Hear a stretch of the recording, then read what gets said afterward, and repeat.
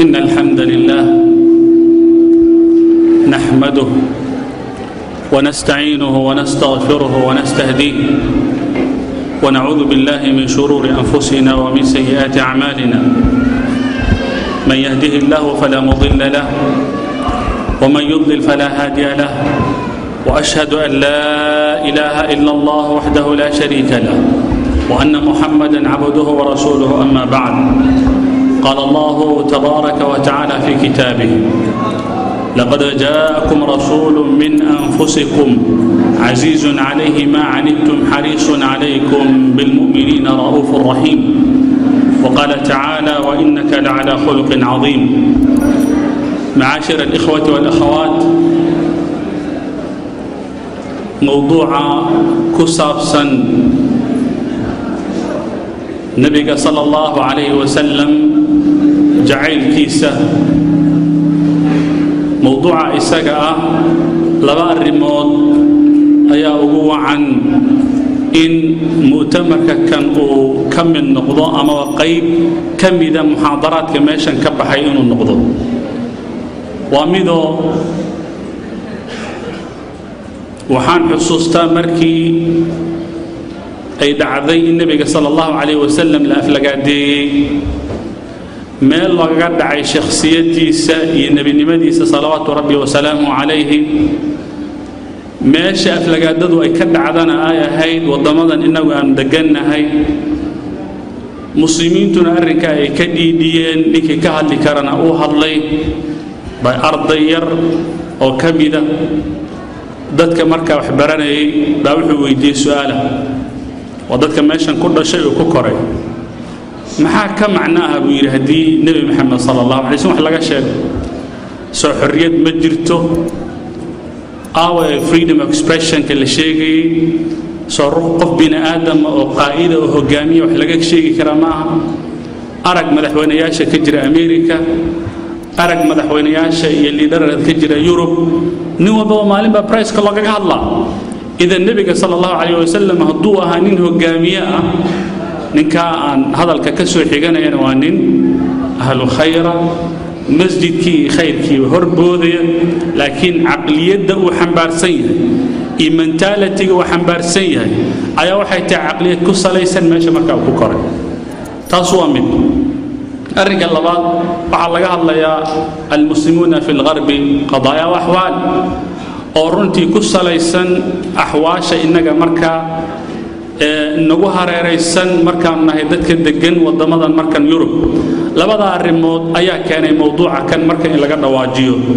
ilaahay subhanahu wa ta'ala wuxuu maanta qadaray qadaayaadka meesha aanu kaga hadlayno in ay qayb ka noqoto xubbu nabi sallallahu alayhi wasallam in ala al-aqal qofka muslimka ay u garowsanaado uu marka ku beernaada dareen ah in nabiga sallallahu alayhi wasallam la jeclaaday inay tahay qayb marka ahamiyadeeda marka leh تضرب قضب يتضرب محطة أيان إسلام رضواننا بإذن الله سبحانه وتعالى مدة أوه الرئيس وحان أباهنا إن نفهمنه نبي صلى الله عليه وسلم إلا جعل هذا إني دينته أن شيئا إن لا إله إلا الله محمد رسول الله صلى الله عليه وسلم النبي صلى الله عليه وسلم لجعل دينته مع النبي صلى الله عليه وسلم إسجايري لا يؤمن أحدكم حتى أكون أحب إليه من والده وولده والناس أجمعين إيمان لجمهل إلا متكين وكان نقضه يعني النبي صلى الله عليه وسلم يقول لي هاي متكين إيمان لجمهل إلا أجارهر وحق دور بذي وحق جعليه عدان وعد كلا كهر مرنا إلى النبي صلى الله عليه وسلم وكنقض حتى والدك حتى وحا ودلي حتى ضدك ودن برك الله صوريو إلا أكجار هيركا قفك إيمانك سمر ما يستلم النبي صلى الله عليه وسلم وعن وجعلنا محايا قفك بن آدم كوحو جعلانا حريص جعلانا النبي صلى الله عليه وسلم نوان حريص لو صدر أمضا وما أرسلناك إلا رحمة للعالمين مر هدينا حريص لوسو هديي عالمين تقويها النبي صلى الله عليه وسلم وحن خصبنا هنا نجعلنا وحن نجعلنا محايا النبي صلى الله عليه وسلم وحن نهر سيري أما ونجا داد قرية إنجا أردن قد عرضة كفرك إيه شركك وحن النبي صلى الله عليه وسلم ينصق حق إيمانك إيو نورك بإذن الله سبحانه وتعالى وحن نجعلنا محايا لي أخلاق قف كستو بني آدم اللي قد جعل هذا ربي النبي صلى الله عليه وسلم ودسي آياتنا أضوى قردان آيات الله وإنك لعلى خلق عظيم محمد وحد دل تاغنته والله سبحانه وتعالى هو كاغدغي ورب العالمين تاور كاغدغي وحد هوس هرستي او دل فريستي خلق عظيم طبعي آد يا دو وناكسن أخلاق آد يا دو وناكسن بالعلماء وحي لين كلمة كأورورين بدن ملها مرك الله بح النبي صلى الله عليه وسلم هلا صاكوا بمرك اللي هي أخلاق ديسة معايا لمرك الله بحه وعهانين آد يا دعاء في بدن وعفز بدن وحنا الدليل مركي لقاري سنة كيسديدات أو مكلف فرتي والنبي صلى الله عليه وسلم أنتو سهور يستاجويري والرام كوي شلاد ماشي يقدر أنا وقحيا ماشي كسرتين حقا إيميل كلا دول أنا دول إيهن بعد جيسين ما أنت نوحن صلى أنا عزيز ما حد يقفل لسان هذا كوسمايو مركزي وحير هذا كريم باتاي وابن الكريم باتاي أمان مركي لا دعين بالنبي صلى الله عليه وسلم وحير لا تثريب عليكم اليوم ما أنت لا تثريب عليكم اليوم عد إذن قبصنا يساي مالها وحان إذن الله هذا النبي يوسف عليه السلام وكيري ولا له ويري اذهبوا فأنتم الطلقاء تقع يعني عد إذن قبصنا يساي مالها هذا النبي يوسف عن كل لا تثريب عليكم اليوم النبي صلى الله عليه وسلم وحلد عائشة مدعين هذا كهر يضع خلط لك قليل إنه أركا قدام قضاء ونفسدي قدام قضاء ما يندعين إنه عرودي فيه ما يندعين مدعي النبي صلى الله عليه وسلم إنه أرقص إلا اللهم مركب ما الله قدعه حرماتك الله جل وعلا وحيابها إلهي وكدق إني عاقيهين عدة كنت من يساي أما كت الله بيساي سوديد رب العالمين جل وعلا نبي صلى الله عليه وسلم أمجحين جحجرين ومنجوجين جرين وكهل جرين نبي صلى الله عليه وسلم أما وحي كالصهر مشكلة ما ينلهين نبي صلى الله عليه وسلم دنبي مركب الله الشيخ وعوها عدة وقفك دنبي آد ديستنسي وقفك لغا قادة كربك قادة جرس صلوات ربي وسلام عليه مدعين هذا كهر يضا وحل ويدي ونو ويري وديدي مدعي النبي صلى الله عليه وسلم يضا اللي وحلا بخي وقعنت ديب ودغتي ما يندعي النبي صلى الله عليه وسلم يضا دغال لا غلي ديب غورتي انتو ما يدعي رب صلوات ربي وسلام عليه اذا اخلاقيات كسيداس او كلا قفك رب العالمين وساء ugu ururiyay oo marka uu hordhigay wuxuu mutaysa marka in la jeclaado xishoodka marka loo baxo waxay leeyihiin saxaabada rasuulillaah sallallahu alayhi wasallam nabiga wuxuu ka xishood badnaa gabar oo marka iyadu guur gaartay khidrigeedana ku jirto makhabiya sida uu xishoonaysa aanay wajigii aanay siin karin ragga marka ay u soo gogol fariistaan oo ay wajigu kaga dadbanayso nabiga sallallahu alayhi wasallam aad uu xishood badi aad uu xishood badi nabiga sallallahu alayhi wasallam xishood banaan jiray u sariig banaan jiray majaalisa marka la isugu yimaado oo fagaaraha dadka isugu imanayaan ee wada hadlayaan wuxuu ahaa ninka ugu hadalka leh sallallahu rabbi wa salaamu alayhi hada aragiisa inta ugu badan dhulku saa weegi jiray korba eegi jiray marka uu hadlay hadalka uu gaabin jiray maqsuudkiisana meel sahlan uu marka ka heli jiray sallallahu rabbi wa salaamu alayhi walidalika markii Abu Sufyan Hiraql markii uu weydiiyay Abu Sufyan سؤال بوجه وحير نين كان أشيء إنسان الذي والنبي هل تتهمونه بالكذب وحبانا مكوهيسان مد عظيم ما ها إنه بين شيء ما ما كنتهم بيسانا مكوهيسان مركب سير ما يندعين إذا سدا بنكوه هذا بيقولوا نبي هذا يسلول بجيت هاي النبي صلى الله عليه وسلم ما هاي النبي صلوات ربي وسلام عليه شخصية إسلقب بين ما هين شخصية فاجرة وكجر ما هين شخصية إسقاط قدمه صلوات ربي وسلام عليه تواضع يسلو لجدنا وحنا ماشي وصل شو كجار صلوات ربنا والسلام عليه وحيلين هوايك سمر كهالليان مركي كبتا يكجود يسجع هجاش جسنجري مركو درك وكد الله يسجع تلنجري مركو حب هذا يسجع سميسنجري ما أن به جري ذاتك وحنا النبي من الأنبياء هو شيء هلا قبل صلوات ربي والسلام عليه وعاد على النبي صلى الله عليه وسلم سيدي صحابة رسول الله ما يندعين هذا الحن إنه كهذا ما يندعين ما أنا هانجر سخابا في الأسواق سيدتك مركز سوقية إيمالها بنانا اللي سوقي ماذا مد mid hadalka xaq ka soo lalaya kan kalena xaqqa uu ka soo tuuray ma ysadci nabiga sallallahu alayhi wasallam bihadi tariiqin wa hadal wuxuu nin isaga dhanba degan salawaatu rabbi wa salaamu alayhi walidalika waxay leeyihiin saxaabada rasuulillaah sallallahu alayhi wasallam majlis majaalisa kamida marka la isugu yimaado markuu fariisanay xuska Allah ku fariisan jiray marka uu kacayo xuska Allah uu ku hinqan jiray markuu soconay xuska Allah uu ku socon jiray isagoo dhanba waxa ku xoonna xus Allah salawaatu rabbi wa salaamu alayhi idan niqaadka soo dhan marka la soo ururiyo hadii qof bini aadam ay isugu tagaan qofkaas wuxuu mutaysa in la jeclaado salawaatu rabbi wa salaamu alayhi nuqtada labaad ee gudbay waxay jacaylka kan aanu ka hadlayno nabiga sallallahu alayhi wasallam sida baa loo jeclaada waxaan rabnaa inaan isda dul marna biidillah subhanahu wa ta'ala jiilkii uu la noolaa oo ah saxbuhu alkiram sida ay ula noolaayeen iyo xubbiga kan aanu ka hadlayno sida ay u turjumeen iyo waxyaabaha nabiga sallallahu alayhi wasallam iyo siyaabaha ay kula dhaqmi jireen baan u gudbaynaa biidillah subhanahu wa ta'ala waxaan dhacday Abu Bakr radiyallahu anhu warda Utba ibn Rabi'a baa soo dul istaagay markaasuu garaacay isagii guru marka la socdo Abu Bakr mar sidii loo garaacay ilaa wajiga iyo sanka la kala garan waayo bar meesha uu ka gaaray markii suxun loo garaacay ayuu wuxuu kaga fariistay xabadka markaasuu yiri maanta maxaad ku jawaabi lahayd hadalka ugu horeeyay Abu Bakr afkiisa ka soo baxay wuxuu ma faala rasuulullah sallallahu alayhi wasallam anu sida doontaan iga yeela waxa doontaan igu sameeya meesha doontaan ila taga laakiin waxaan u baahnaa rasuulka sallallahu alayhi wasallam meesha uu ku dambeeyay ii sheeg kadib markay la yaabaan yiraahdo warkan waa mukhtal aqal nin aqligiisa fadhiyo ma inuu wali la soo taagay Muhammad sato lagu garaacay Muhammad dartiima waxa lagu erinayso Muhammad dartiima waxa dhibtan ku gaarayso Muhammad dartiima way Muhammad bi leedahay hadalka markuu meesha u maray kadib ayaa waxa la hadleen hooyadii waxay yiraahdeen halala hal hooyadii Jamiil iyadii markii loo yimid kadib yaani hooyadii markii khayr loo yimid ayaa waxa la wiilkaaga xaaladaas uu ku sugan yahay biyana kama daadagay cuntana ma cunay hadaad adigu la hadleeday ku jirtaa markay u timid kadib oo ay fariisatay buu hadana wuxuu yiri ma faala rasuulullah sallallahu alayhi wasallam markii labaad rasuulka Allah iga waran markaas wuxuu tir rasuulka sallallahu alayhi wasallam meelna kuma ogi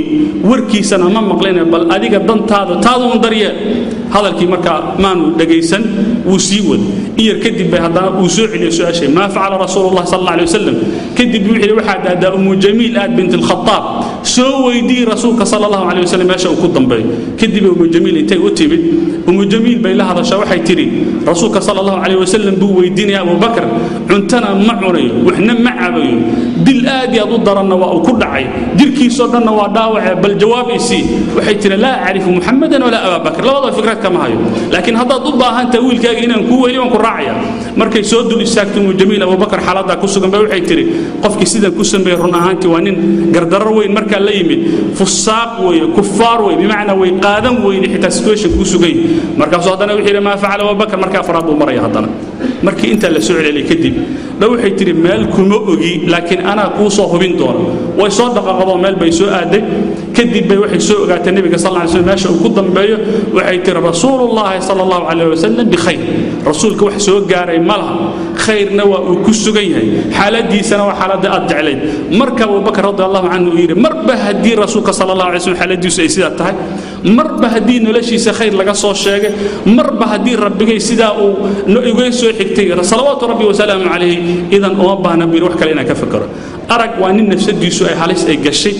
waa nin sida loo garaacay wajiga iyo sanka la kala saari waayo waa nin xaalad xun ku sugan laakiin wuxuu la soo taagan yahay ma faala rasuulullah sallallahu alayhi wasallam ma faala rasuulullah sallallahu alayhi wasallam idan jiilka sidaas oo kale waa jiil fahmay salawaatu rabbi wa salaamuhu alayhi ma aragtay dadkan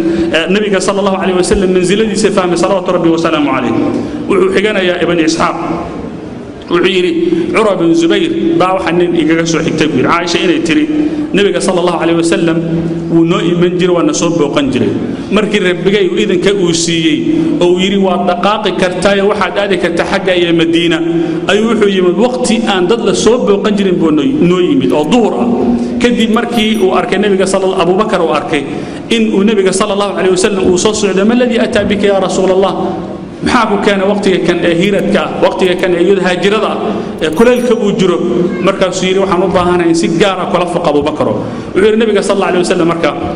ma ka saartay dadka guriga kula fadhiya markaasuu yiri yaa rasuulallah dadkan meeshan jooga waa asmaa iyo waa ahalkii uu way wax mushkilada marka malaha markaasuu yiri nabiga sallallahu alayhi wasallam Abu Bakr waxa la idmay la isiyay ogolaanshaha inaan hijroodo aan xagga Madiina Munawwara Abu Bakr isagoo aanan ka fakirin oo aanan dhihin yaa ku yiri intaad u socotaa iyo halkaan ka bilowna buu markii wuxuu la soo istaagay as-suhbata ya rasuulallah anna adan ku raaci ya rasuulallah macna meesha doontid ka dhac hijradaadu meeshay doonto han noqoto yoolowgaaga meeshuu doono han noqdo aniga adan ku raaciya bi salaatu rabbi wa salaamu alayhi arag sida loo jecel yahay meesha mustawa marka uu gaarsiisan yahay walidaalika waxa la xijiyaa intii wadada ay ku jireen ayaa godkii marka lagu yimid qaar Hira qaarkii marka la geli lahaa waan ula jeedaa wadadii marka godkii markay galeen baa ula jeeda Hira maaha ayaa waxa dhacday Abu Bakr baa wuxuu yiri yaa rasuulallah xagan bal idhowr ana meeshii ka eegay ogaanaya in ay marka wax ku jiraan waxaan ka baqaya hadaad gashid in wax ku soo gaaraan isaga sii daadagay waxa la wixii qashina markuu ka gora meeshii oo meeshii uu habeeyay kadib rasuulallah marka soo gal biin $3 buu godka lahaa god maradii uu watay uu soo qaaday $1 buu ka ooday labadii dolal ee kala harsaneen labadiisu lugad buu ku beegay nabiga sallallahu alayhi wasallam madaxiisa dhabtiisu marka saaray saxaabu yiri ya rasuulallah inta uu hordiyay nabiga sallallahu alayhi wasallam Abu Bakr waa la qaniinay وحشرات كمين عيانكي ماشي جوجي قنينه isagoo ilimeynaya laakiin aan isnuuxnuuxinay wax dhaqdhaqaaq aan sameeynin isagoo diiday nabiga sallallahu alayhi wasallam inuu soo kaco ayuu marka dambe nabiga sallallahu alayhi wasallam soo baraarugay markuu soo nabdaado baraarugay wuxuu arkay Abu Bakr ilimeynaya ma alladhi yukiki ya Abu Bakr wuxuu ya rasuulallah inta dabteeda ku jiiftay baa la qaniinay biiri waxaan ka baqanay biiri inaan dhaqdhaqaaqo ama harakaad aan sameeyo kadibna adiga hurdada ay ka tagto wata nabiga sallallahu alayhi wasallam intuu ku tufa kadib kaanahu lam yuldaq وحده مودين حنون نبا marka aanu qaban idan hakada ahabbu sidaasay u jeclaan salaatu rabbi wa salaamu alayhi waxa la soo xigtay oo kale al-imam al-bukhari wuxuu warinaya wuxuu leeyahay Abu Bakr radiyallahu anhu ardaa markii aan hijrada ku sii socono socdaalka aanu ahayn ba safarkeenu isii qabsado habeen iyo maalin ba socdaal baan ahayn biil kadib baa ilaahay subhanahu wa ta'ala wuxuu qadaray marka duhurka la gaaray oo kuleelka uu batay oo dhaanka dabagaala u dheelinayo xaalad xun marka la marayo oo aan raadinayna meel aan harsanno ayaa dhagax weyn naga soo horbaxay biil kadib meeshii baan door biday biil inaan iyar marka ku harsanno ku nasanno meeshii markaan soo istaagnay ayaan meeshii u jafjafay biil nabiga sallallahu alayhi wasallam meeshuu seexday kadibna wiil qowsaara oo xayn ariya meesha ku kaxaysanay ayaan soo dul istaaga waxaan raacana ma haysta nabiga sallallahu alayhi wasallam baa u baahan kadibna waan soo qaaday biiri waan la dul istaaga biiri waxaan sugay ilaa nabiga sallallahu alayhi wasallam ka soo istaago ilaa uu ka soo baraarugo inta waan dul taagnaa biiri Abu Bakr xaloo dhan socdaal buu ahaa saako dhan safar buu ku soo jiray waxay ahayd inuu caanaha intuu meesha uu dhigo araggalaankii inuu meel dhigo isna uu seexdo oo marka in yar cala laqal hurdo marka uu qaato laakiin wala istaagay markii nabiga sallallahu alayhi wasallam uu soo baraarugay bii rasuul Allah waa kan caanahan marka dhan nabiga sallallahu alayhi wasallam markii caanihi la soo hordhigay oo caanihi marka uu dhamay salaatu rabbi wa salaamu alayhi wuxuu Abu Bakr cibaara ajiiba buu leeyahay fa shariba hatta radid nabiga sallallahu alayhi wasallam caanihi buu dhamay mar ilaa aniga aan raali ka noqday buu leeyahay ilaa aniga aan raali ka noqday waxay la mid tahay hooyada markay ilmaheeda ay u soo hordhigto cuntay soo hordhigto ilmaha markay cuntada ay cunaana tabcan hooyada aad bay u farxaysaa markay cuni waayeen maalinta hore inay murugtay baa laga yaabaa maalinta hore inay murugsanaato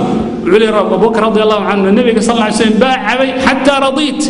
nabiga markuu cabay baan anigana raali noqday buu leeyahay arag labada kelmadood sida marka ay isu waafajinay wahada in dal fayadul ala hubbihim almutafani wuxuu Abu Bakr radiyallahu anhu ardaahu markii dadka ay ka kala yaaceen dagaalkii Uhud oo laga kala orday nabiga sallallahu alayhi wasallam way noo iman doontaa kadib markii la isla dhaxmaray nabiga waa la dilay markii la yiri dadkii ugu horeeyay ee soo ragaal celiyay ee nabiga sallallahu alayhi wasallam meeshii uu taagnaa rugtuu taagnaa lugta soo dhigay Abu Bakr radiyallahu anhu isagoo ya rasuulallah meelan kaaga taga markaa mala Abu Bakr wuxuu ahaa dadkii markii la yiri yaa nafaqaysanay yaa wax la baxay yiri ya rasuulallah waxa la waxaan hayay meesha soo dhig wareerkaagii maxaad kaga soo tagtay أبقيت لهم الله ورسوله إلهي رسولك سأقول سو تجيب ما قد دونان أبو بكر رضي الله عنه وأرضاه sida la soo xiganayo dagaalkii heshiiskii Xudaybiya sanadkii 6 intii waanwaantu ay socotay baa ninka lagu magacaabo Urwa ibn Mas'uud al-Thaqafi oo anir dul istaagi doon nabiyada Ilaahay subhanahu wa ta'ala ayaa hadal xun markaa ku hadlay hadalka uu yiri wuxuu ahaa Maxamedow laba mid bay noqonaysaa dagaal hadaa aad meesha la timaadina dadka aan leyn doontid xasuuq doontid wadada ka dhalatay tawamid amma soomaha ama arrinka kala soomaha in adiga laga xoog bato daada meesha ku halaagsan dagaal wax ku keeni meesay Maxamed oo iska laabo kadib uu hadana hadal buu raacay wixii raggan kula socda geesaha ga taagan oo hadda durbaanka ku tumay oo la dagaalka galna aw baash min an-naas way dad la soo ururiyo khaliid min an-naas waxay ku qabanayaan markaa mala Abu Bakr hadalka markuu maqlay kadib uu intuu isqaban waayay buu kelmad adag ku jawaabay wixii amma walladhi nafsi biyadihi waxaan nafsi biyadihi waxaan ku dhaartay Allah nafsadaydu gacantiisa ay ku jirto currow hadda ka hor wanaagna dhexmar haduusan jiri lahayn maanta hadalka aad tiri jawaabtiisan ku siin lahaa biiri bimaana kelmad macquula maaha say ku dhici kartaa biiri in nabiga sallallahu alayhi wasallam lagu soo duulo in nabiga markaa la dilo in nabiga la dhaawacina meesha aan taagnaano inaan u dhimanno mooyaan xal kale markaa jiri kara markaa mala waxa dhacday Abu Bakr radiyallahu anhu ardaa markii la islaam meel marigeerida nabiga sallallahu alayhi wasallam oo nin walba markaa orgagaxsay xaalad xun ay ku sugeen saxaabada rasuulillaah sallallahu alayhi wa ardaahum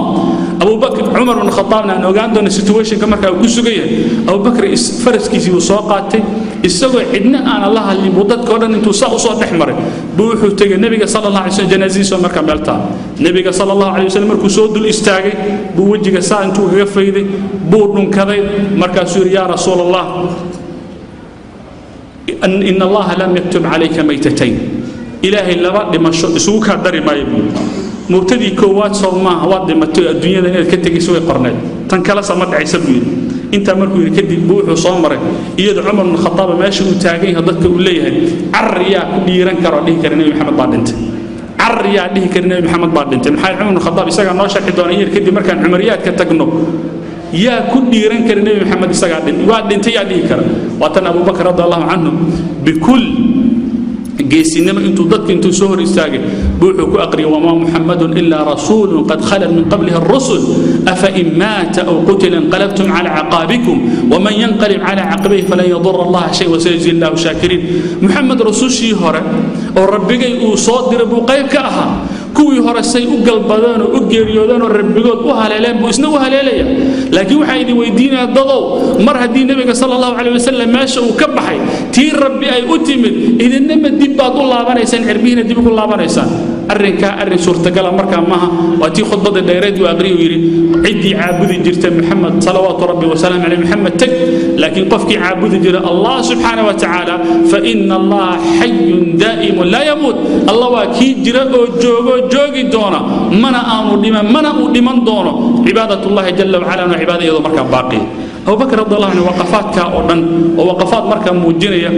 midba kale ku sii dhiibaysa midba kalena waxa ay sii dheertahay xubbun mutafaanin ee muujinaya Abu Bakr radiyallahu anhu iyo saxaabada rasuulullah sallallahu alayhi wasallam Umar maxtada saddexaad markaa nu gudubno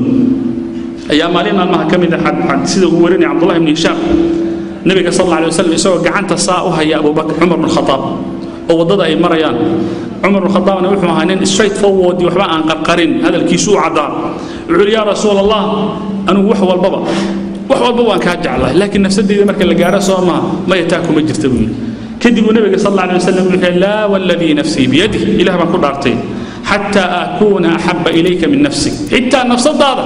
ila adiga jeclaatay Umar oo maadan gaarin iimaanka marka loo baahnaa markaasuu iyar kadib Umar Khattab intuu soo jawaab u dhigay la anta ahabbu ilayya min nafsi hatta nafsadayda rasuul Allah wada ka jeclaa markaasuu nabiga sallallahu alayhi wasallam ana ya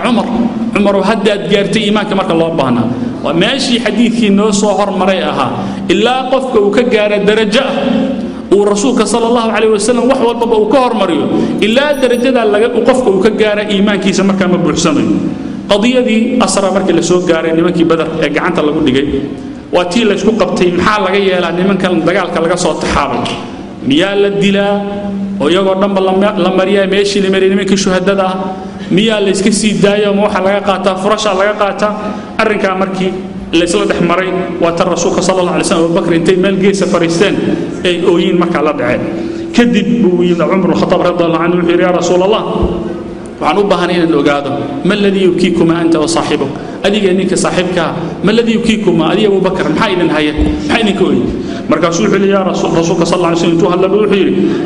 للذي عرض علي أصحابك من أخذهم الفداء وحي إيسو بندقين يهندسها إلي ماذا نمك أصحاب تاضع نمك فراشا على قاتبين أبو بكر عمر الخطاب رضي الله عنه مركي هذا كان الله شيء النبي صلى الله عليه وسلم كسي وحيري هذا الكائن يرهدان معها إن فدك فكران معها بل ما أنت وحى عذاب كوذا أياب سودو أدنى من تلك الشجرة قد ماشى تاجن بو أنتو قعدت كتاجن بير عذاب كوذا أياب سودو بمعنى معها إن في دلقات وقت اللي فكر معها بوليه إذا وحرنا ماشى إن كدل يشنه عمر بن الخطاب رضي الله عنه أرضاه وحي رسول الله وحن وباهنا وحد كل يسكري إن نقعد أنا جيس كاجن مركاحي بمعنى وامحي أي دقيقة أي نفس فعل والله سمعنا يا صحابة رسول الله صلى الله عليه وسلم مع الرسول صلى الله عليه وسلم مركي دقالكي أحد ورماضي ولا ليه بل نوال بمشي وكيمد هقول لابتو أبو سفيان بوحزدول تاجا بور دوشيد مركا وفي دي مركا فانتي مشي وستاجد كدي بور دواقو يقول أو محمد مركي لو جواب واي يقول ابن أبي قحافة أبو بكر مركي لو جواب واي أين عمر سدح ذي مركي وجواب وكواي بوحير سدح ذي دتك ديبي جري أجوا ويناء يو مركا أجو سرية فقد كفيتموهم قليها وايد داين بمعنى يسوي كفر أحسن هذا كدي بينا دول وشان ماها وكفر أحسن هذا كدي بينا دول وشان ماها عمر الخطاب هذا كنتو دقيسي كنتو يسهين ويحير إن الذي ذكرتهم أحياء ورني ودتك أتكلم واجس مقعد عماتنا أتحيسي ولي وينولهن فقد أبقى الله لك ما يسوق إلهي سيوحو كراجي ودبقوا كوغردقي وحمركا كمرقلي بمعنى وي وانول لهب إذن عمر الخطاب رضي الله عنه يقول لها ولي الرسول صلى الله عليه وسلم ما زال حيا ما زال أبو بكر حيا ولي وان سوتا قلناي أما أدو قالي وده فقد كفيتموهم ولي كافي أبو حد أنت أدو شيك أنك ولي وان سوتا قلناي من فرط المحبة مدينة المنورة مركو النبي صلى الله عليه وسلم عقها صاحب صادقين وأكتهم في التاريخ تتبع رسالة ضدك أهل المدينة ليلا ونهارا وحي تاقناين دي بدها وحال دور النبي صلى الله عليه وسلم مقدمه هبي سويحي بيتاقان هبي كما ماشا كسوهيدان سويحي بيتاقان هبي كما ماشا كسوهيدان إلا أن مركب ضمبه نين يهودية وقيدي سدول صارا ملفق انتو كأركبوا حيري يا أهل المدينة وكان هذا جدكم الذي كنتم تنتظرون أوهن ما المعنى أسوغي سنة وكان صاصعد النبي صلى الله عليه وسلم مركب المدينة منورة لغها وصادقه فرحدي رام الدينة أي فرحان فرحان لقياسي كلمة التاريخ دون مركب يسوحي قتل وأتى النبي صلى الله عليه وسلم لما أنتم تدرسوا وصوت الحنتان نوال بنا أورب اللجان كذاب بدأوا وطئنوا صار قصوا جرجيس وجيستوا النبي صلى الله عليه وسلم ولا دعوها فإنها مأمورة ورداب بدنا وأمرنتها نفلينا ربي وصاء أمر يفرح كقال ماشي دون تتجيسا أيا مال بي فريسة مركا الرمات كذب أي هذانا هنقطع كرو كعدين كذب ماشي أي كسو هنقطع أي كس أي الرماتي يقول رسيدي هذانا والله وحي هاي دارتي أبو أيوب مركا كوبجني والنبي صلى الله عليه وسلم ماشي ابتياشي سيكون دونا جعله إنه ماشي مركا كو إكرام أبو أيوب واتنو جوري مركا ولا تجي على أبو أيوب إما صومر فرحة كوين فرحة لمدة مالك فرحة لمدة إما صومر مع النبي صلى الله عليه وسلم بعد مرتيها نينك السوء أنساري نوحوها انقلتاجي إنه يسوي مركا مرتي صار قفك السوء المدينة منورة الجو وكيف فكر النبي صلى الله عليه وسلم مركا جوري مركا كان إذا فرحة كوين يصومر مركا عملها هكذا أحبوه رضوان الله عليهم وأرضاهم سيدنا مركا وجع الله ولذلك المدينة منورة مركي ويمن واتي نمكي سوء ريال الشرع قريش أي كوهن جبين الهايين وان كادوا إيمان دونا ماشي الدوتين كوسو على دونا إذن وحي هاي مركا إن لا تباب شيء وحلا وحي نسسري مركا اللي ما سن النبي صلى الله عليه وسلم إلى لله النبي صلى الله عليه وسلم هبينك ركب اللوسبي كارك هيال أنت أنا الله سمين كهر بوحي من يحرسني هذه الليل ورياء إلى لنا كدب وحرك النبي صلى الله عليه وسلم من سيفتي صوت مركو ملفق وكأركب وحرك إنه يهي نك الله مجعابه سعد بن أبي وقاص أو صوص على مركز إلى رسول الله وحكى له أما إيمان وحن كبقي أضع ماشين جيفة سكلا أنت اللي بقول ما المركز اللي بديله سادرت إذا ماشي أصله قاتل nabiga sallallahu alayhi wasallam waa la ilaalin jiray habeen walba saxaabi baa ku qornaa ilaa ay ka soo degtay yaa ayuha ar-rasuul balligh ma unzila ilayka min rabbik wa in lam taf'al fama ballaghta risalatahu wallahu ya'simuka min an-nas ila ayadan ka soo degtay ilaah baa ku ilaalinaya wuxuu yiri fa inna allaha qad 'asamani faqad kufitu al-hirasa ma anta laga bilaabo uma baahni in la warjiyay ilaah subhanahu wa ta'ala baa ilaaliyay iga taga buu yiri illa anta salawatu rabbi wa salamu alayhi wa ilaalini radiyallahu anhum ardaahu gaararkiisay taagnaayeen hakada ahabbuhu sida bay u jeclaadeen ilaahay markaa barakay badar baa la soo gaaray badar waa nuqdadii shanaad dagaalkii intuusan bilaaban ka hor ayuu nabiga sallallahu alayhi wasallam wuxuu isugu yeeray shir degdeg ah oo lagu falanqeynay dhaqdhaqaaqyada military ee la qaadi doono kadib nabiga sallallahu alayhi wasallam nin walba oo saxaabada kamid ah oo fagaaraha isugu yimid buu wuxuu ka codsaday wuxuu hindisay ilaahay inuu la soo istaago وتن آيات الله سبحانه وتعالى كما أخرجك ربك من بيتك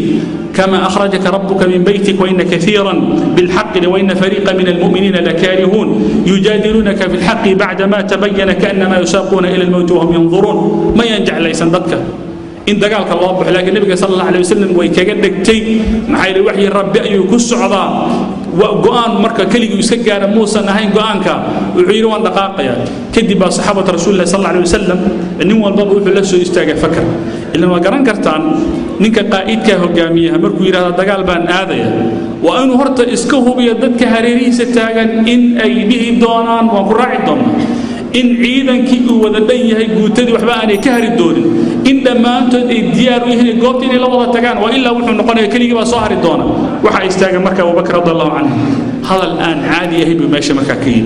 عمر بك قدم بي كدي بقى وحا يستاجن المقداد من عمر هذا الكيس وحوها امضي يا رسول الله دقاء أمرك إلهي كل دقاء وحن سكوب لنقادنا هذا الكراب بني إسرائيل موسى كوير هذين اذهب أنت وربك فقاتلا إنها هنا قاعدون إننا كله دون دقاق موسى هذه ربي يقول دقاق قال إننا ما شنب فريسان ضنا لكن وحن كلنا اذهب أنت وربك فقاتلا فإنا معكم مقاتلون هذه ربي قال دقاق ودقاق لما إننا نقرب كنا نتاقلنا إذن كلمة دامركو يكذب أي النبي صلى الله عليه وسلم أي كلمة مركو وحسن كذب سعد بن معاذ بامشي مركو يستاغو أنساري وحو سعد بن معاذ والضرامي النبي صلى الله عليه وسلم مركو سوع لي هذا الكي أشير علي أيها الناس ورمحاد يشيء لهيدن محاد هندسين لهيدن بحر يا رسول الله وحد مدائن هذا كي نقو نور عيو وانكو الرمينة حق الله تمنى رنتي وانسود وين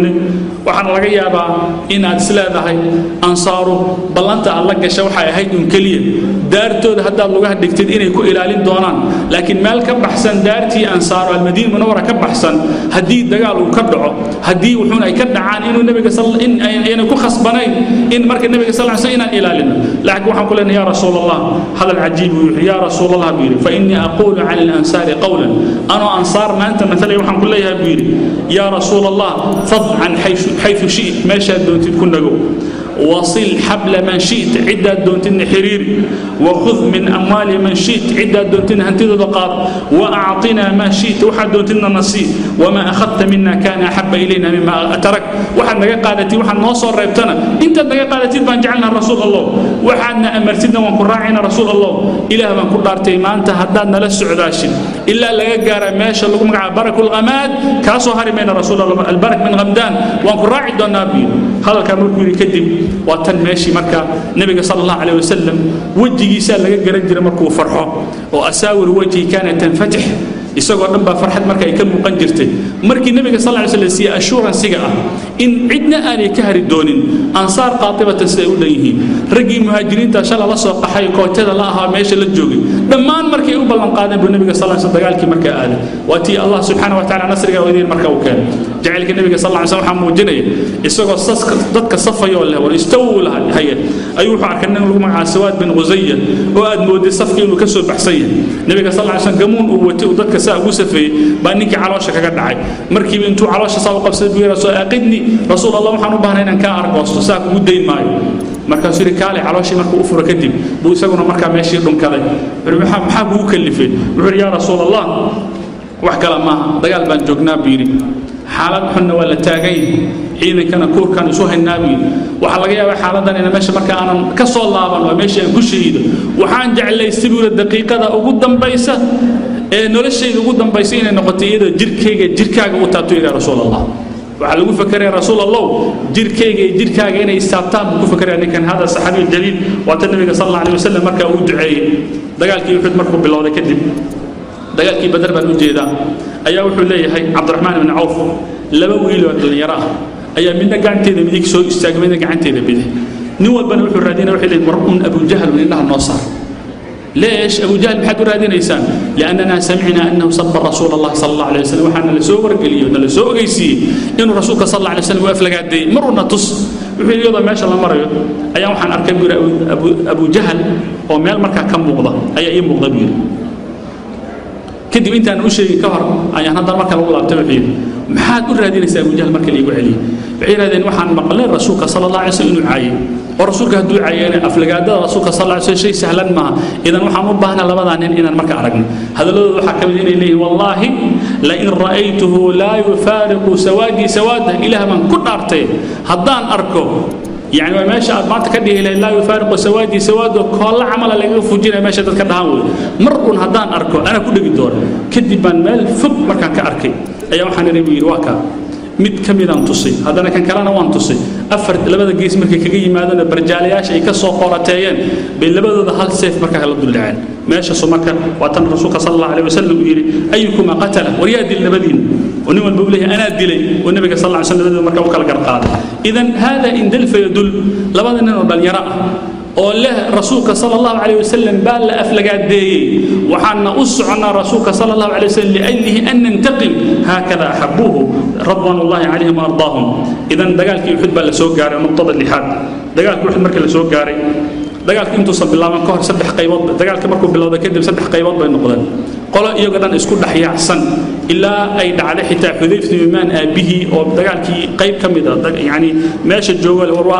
أبه يشغل وتي مركل الدلي dadku marka isaa u hanjabeen ila suuqa waxa la soo galay arina nabiga sallallahu alayhi wasallam la dilay kadibna muslimiinta moralkoodii ba hoos u dhacay way hanjabeen qaar ba waxay ku fakareen inay dib marka u laabtaan bal waxay ku fakareen inay xiriir la yeeshaan ninkii Abdullah ibn Sallallahu munaafiq aha iyagoo saa ku fakaraya ayaa waxa meeshii soo maray ninka lagu magacaabo Anas ibn Nadr oo taariikhdiisa marka taqaana isagoo aad iyo aad u ordayay leh maada tasnauna bil hayati ba'da Muhammad hada nabiga uu dhintay idan nolol maxaad ku falaysan nabiga haduu geeriyooday nabiga ba geeriyooday inaad noolaataan miya rabtaan idinka hore intuu u socday buu yiri Allahumma inni abra'u ilayka mimma sana'a haula muslimiintana waxay la yimaadeen oo ay leeyihiin nabiga wuu dhintay annagana waa iska laabanayna kuwana bari baan ka ah wa abra'u ilayka mimma sana'a haula kuwan mushrikiintu nabiga sallallahu alayhi wasallam leeyahay way dileen labadaba bari baan ka ah isagoo ordayo lalaya ayaa waxa ka soo horbaxay Sa'd ibn Mu'adh ayaa ka soo horbaxay markaas ayna ya Aba Amr halkay ku socotaa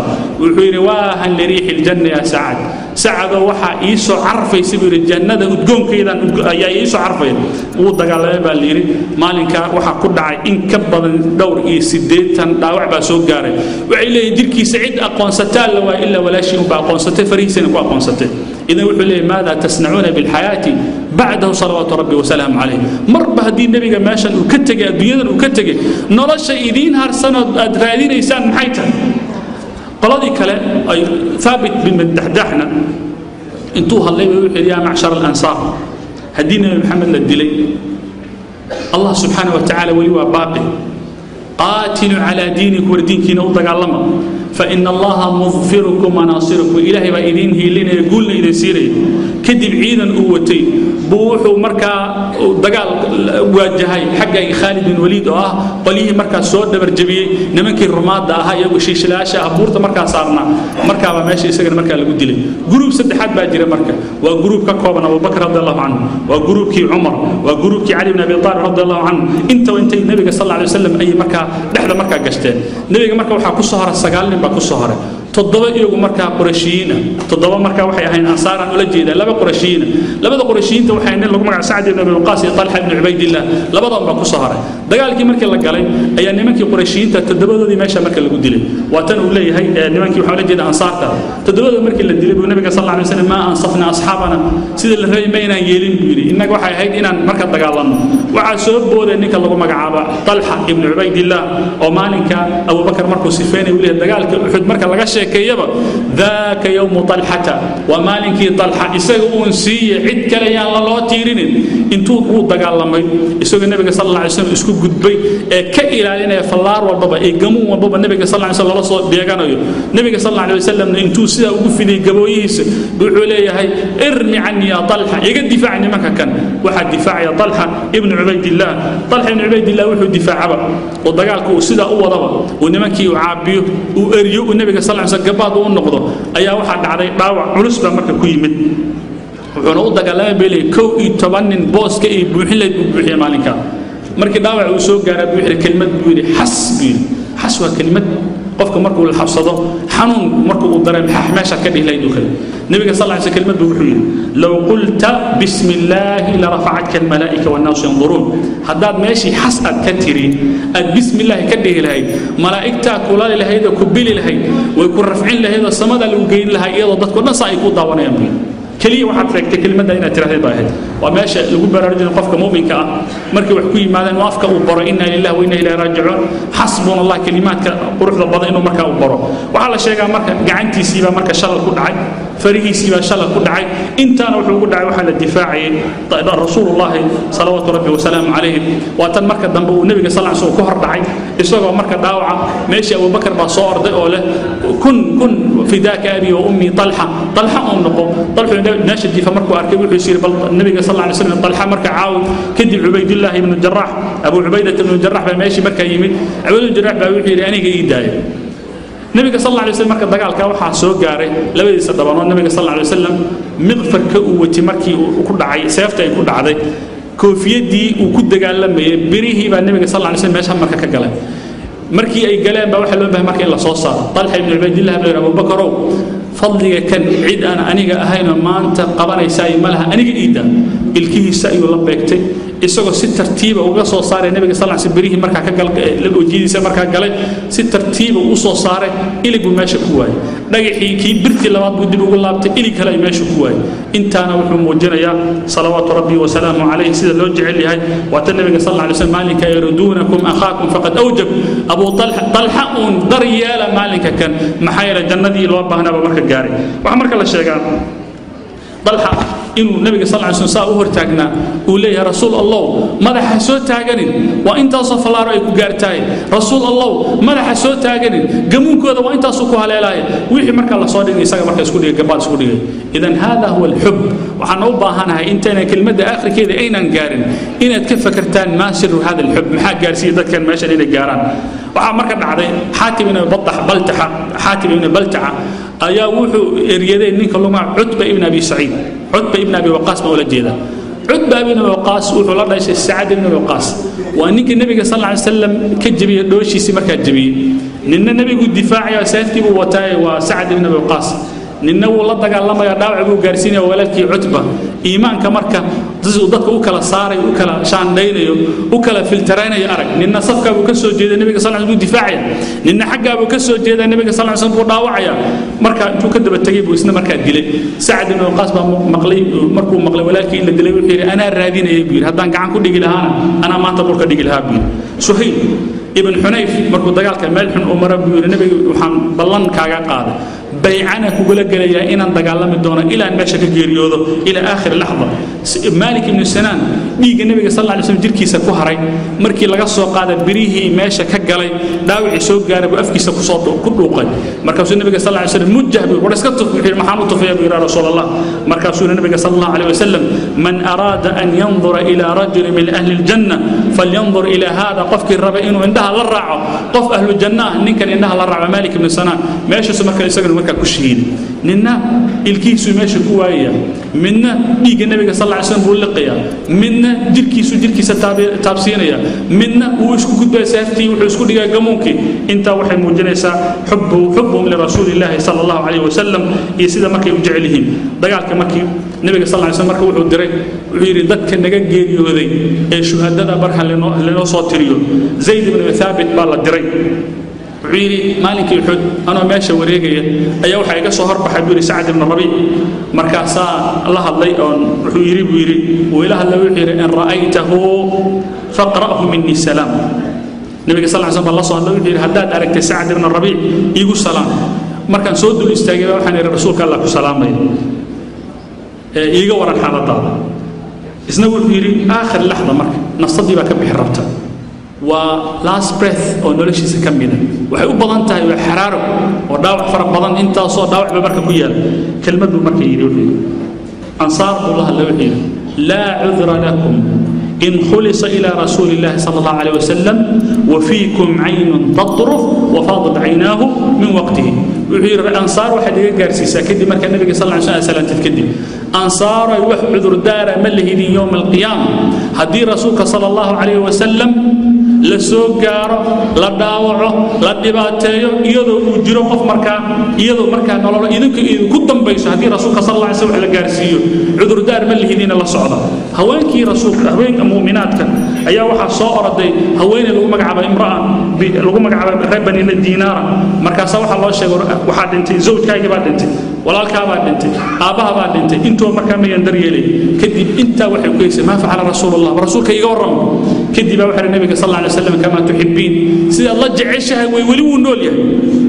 wixii inta iguma fille waxaan u baahan rasuulka inaan indhaha saaro way soo dul istaagtay markii ay rasuulka sallallahu alayhi wasallam nool yahay bay wixii tiri kelmad mashhuuro kullu musibati ya rasuulullah ba'daka jalal musiibo walba mar hadaad adigu nooshahay wax la tirin gal la xisaabsan karo faa'iido ma laha buu bay tiri waxa soo oraday hadana haweeneydii Sa'd ibn Mu'adh hooyadii wala jeeda markaas ya rasuulullah hadihi zawj ummi wa hooyadii intay soo istaagtay ya rasuulullah ma nooshahay mar hadaan nooshahay kullu musibatin ba'daka jalal waxaan rabaa inaan ogaano dadkan meesha jooga ee la leeyahay saxbuhu al-kiram ee marba radiyallahu anhu ardaahum ta ku soo celinayno darajada waxay ku gaareen waa xubbum li rasuulillahi sallallahu alayhi wasallam Khubayb ibn Adi marka la qabtay maka lagu qabtay oo la rabay markay in la dilo waatii la beeciyay inta la dildilin ka horba wixii waxaan u baahnaa laba ragcadood horta inaan tukado laba ragcadood oo qurux badan buu ka tuuro oo Ilaahay subhanahu wa ta'ala hor istaagay markuu khushuucay oo rabbul alamin hor istaagay oo si fiican u tukaday oo salaada markuu dhameeyay kadib buu wuxuu yiri hadaanan ka baqanin inaan leeyahay ninka kan fulinima u geysay salaada waan dheereen lahaa kadib buu wuxuu yiri waxaan diyaar ahay waxa doontan inaga yeeshaan kadib tixgabaya أيوة ماشي مكة كتيرية والمعشورة ولست أبالي حين أقتل مسلما على أي وجه كان لله مصرعي وذلك في ذات الإله وأن يشاء يبارك على أوصال شلم ممزق وحيروا آبيين ما لنك السؤال اللي يرغب مربى هدي وحان أركن أصمينه يا الله سبحانه وتعالى في ذات الإله وهدي أيتان سيد الضوء أنو قوقوبين هدي الضوء بمعنى هذا هيدل حومته وذلك في ذات الإله وأن يشاء يبارك على أوصال شلم ممزق إليه هدو الضوءنا هلب كان عدك ساوك لدعم سلطان وبركانيا كذب وطن انت ان لدين كهرب سؤال بالويدي ابو سفيان باوحويدي سؤال ما جعلان له يا خبيب ادو اوغ ان تيرك لو وضو او لو دلدلay booska aad taaganta in maxamed lagu bedel ma jeclaan lahayd markaas waxaad ka hadlaysaa lagu bedeleen wallahi ma maqli karabbi an tu'dhihi shawkatun wahida حتى qodaxo inay durto diyaar uma heebin kadib waati meesha marka lagu daldalay aakhirka waatan meesha Ilaahay subhanahu wa ta'ala u qadaray meesha marka in dibdama marka laga aaso idan nimba waxa la soo istaajinaya ad stake wuxuu taagan yahay tiirkii lagu daldali lahaa ولا دلدلة ودقيقة وحلاقي يا بهدي أفجباس حتى وديه لها هلا كانوا بوس كان كان هلقوا بدلين لسكيس الجاية لقي يا با لكن حتى ما هم قريان يدوك حد كهل ليسان بير بوس كان هنيجا أنتاجنا هالدلدلة ده بوس كان هنيجا أنتاجنا اللي يدلي إلا يقول بدل كف كريسان حتى لا ديار ما يبير أن تؤذيه شوكة واضح مركا إن الدرتو مرحلة ذي كره يضو علة تاجين هاي باوحة اسكت على أديجة وليه هاي عمر بن الخطاب جهله لقوا مقعاو إنك لو أنساري لو مع سنان النبر markay isku dhaceen ayaa la soo habar wacday ninkan waa muhaajir waa nin qaxwa Madiina Munawwara ku cusub ninkan waa ansaari waa ninka dhulka marka iska lahaa marka la soo habar wacday kadib ayaa qolada kale nin walba dadkiisa marka u soo gurmaday meeshii marka la isugu Abdullah ibn Ubay Salool oo isugu marka si uun marka ula fiirsanay muslimiintu inuu ka helo hal dhinac inuu ka helo ayaa wuxuu arkay markii in xadgudub isku dhac markuu bilowday wuxuu yiri maanta nimanka shalay noo yimid oo koytada aha oo qaxa aha oo gacanta aan u filinay oo aan soo dhaweynay oo aan marti soornay maanta sida nolol dhaqmay arrinka wuxuu ka dhigay ninkii hadda ka hor yeesamin kalbakiya kul eeyga ciid ha ku cunaa masiyaba maanta waxaan ballan in kaga qaada biiri la yukhrijanna al-a'azz minha al-adhall kana gubta wuxuu saari doona midka gunta